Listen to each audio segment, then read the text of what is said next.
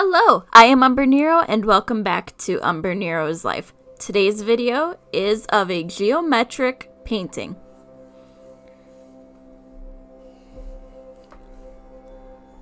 This year I wanted to try a few different types of paintings, and this one I decided was going to be a geometric-ish painting.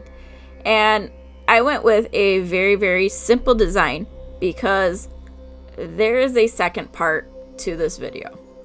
This is part one. In part two, I inverted the colors to the best ability I could using my phone's camera and inverting the colors that way. That was a whole process on its own. So I found the colors that were closest to that, and you'll see how that turned out at the end of part 2 of this little mini series. But I chose 4 colors that I actually had somewhat inversed colors of, and these colors actually worked pretty well together for me. So as you can see, I did a very simple geometric design, and I went in and followed a pattern for each square. I could have done it right where I was only using 2 colors, but then the inverse wasn't going to have a lot of color, and I felt 4 was a lot nicer.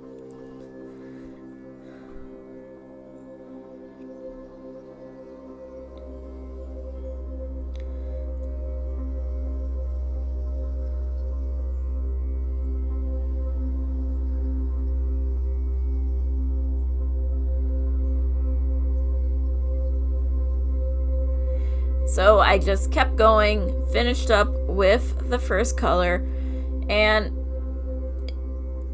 it didn't take me as long as I was thinking it would for this whole project, especially for the first half here.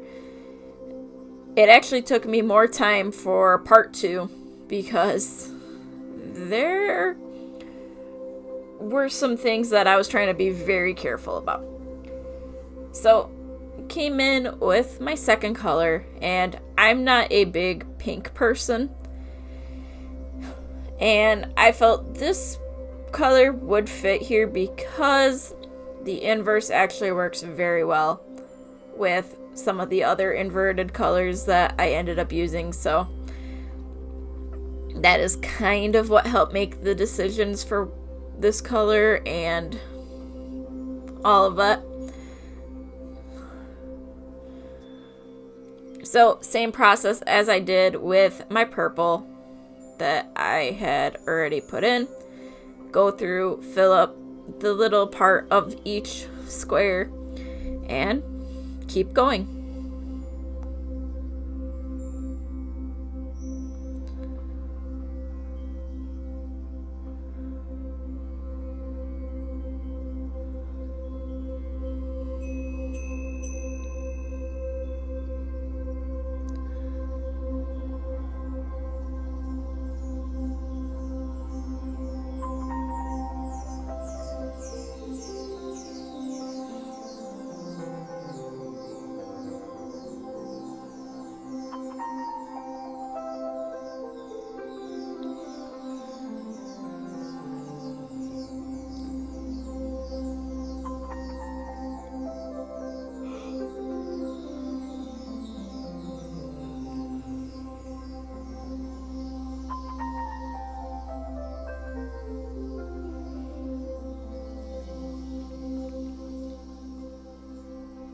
So I was wrapping up with my second color, and then it was time to figure out which one of my 2 remaining colors did I want to do next.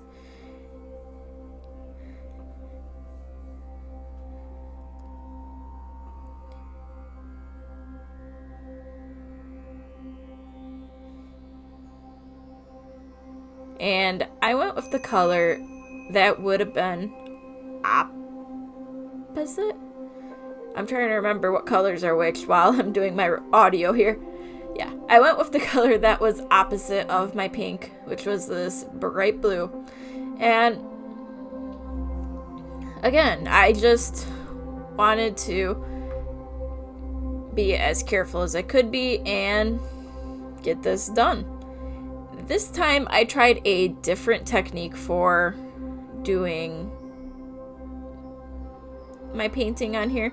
Is I went and did the edging first, just so that way it was all done and I didn't have to worry about going back to do it, because there were times I was very nervous I was going to accidentally cover an area that was already done, so putting the edges in helped relieve some of that stress.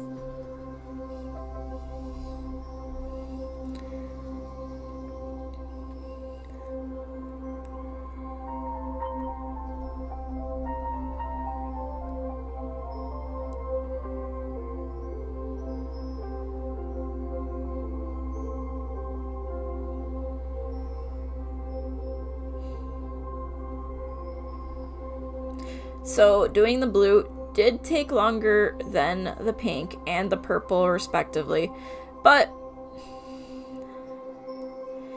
I like testing out different methods while I am doing my paintings, so it doesn't hurt trying different things, at least in my opinion.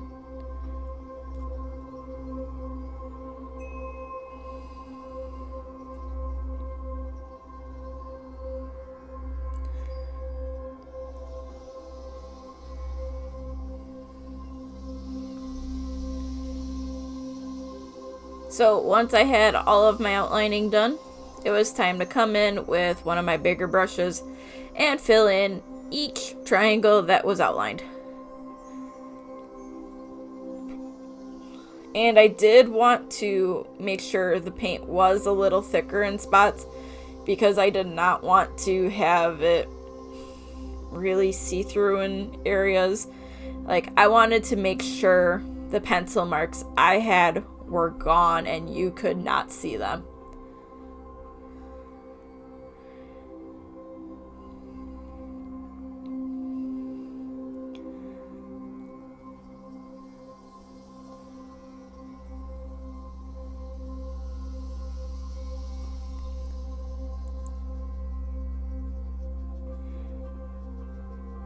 And now it was on to my final color. So as you can see, everything is dry, and that's because I waited till the next day to finish this half of the painting. And because I did that, I was able to do quite a bit on this day, because I was able to get working on this earlier in the morning, and it gave it time to dry in between doing the last color here, well, the last two colors, and starting on the other side. So like I did with the blue, I went through and outlined all of my green areas.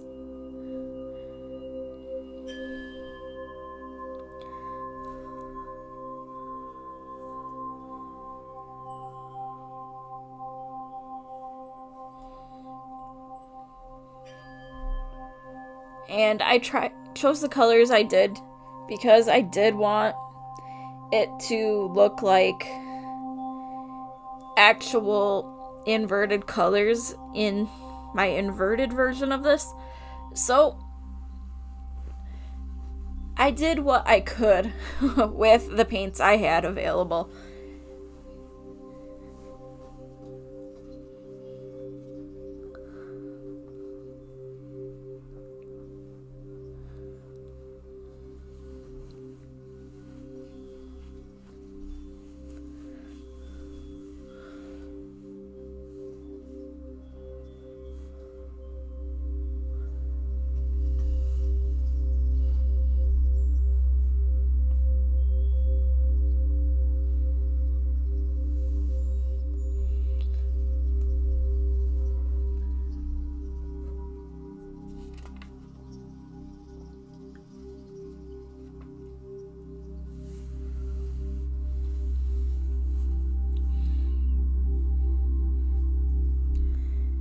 So same thing as I did with the blue.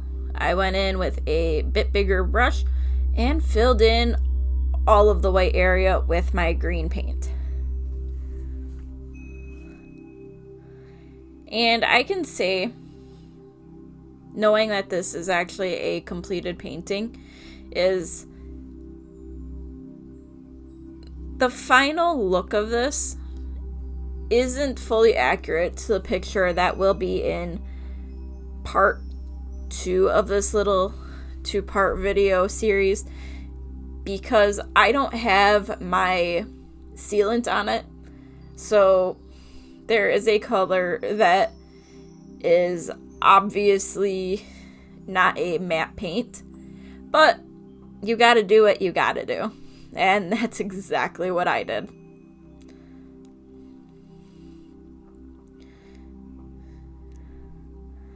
But I kept going with my green paint to get the final bright color put in for this specific project. Well, this specific half. And then I decided, I want the edges to be inverted as well. So I went and grabbed one of my black paints, put it on my palette, and I decided I am going to paint my edge black on this side, which means the inverted color is white. Part 2 will have a white border around the edging.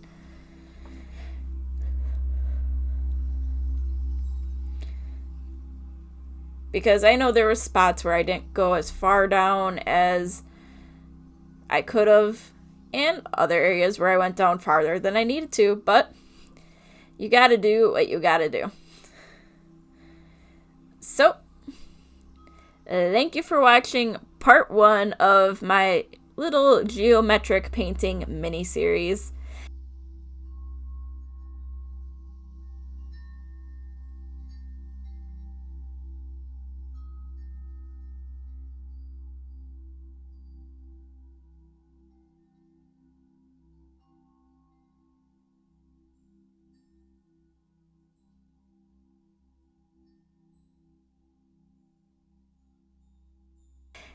So, thank you for watching, and until next time, I am Umbrenero. Bye!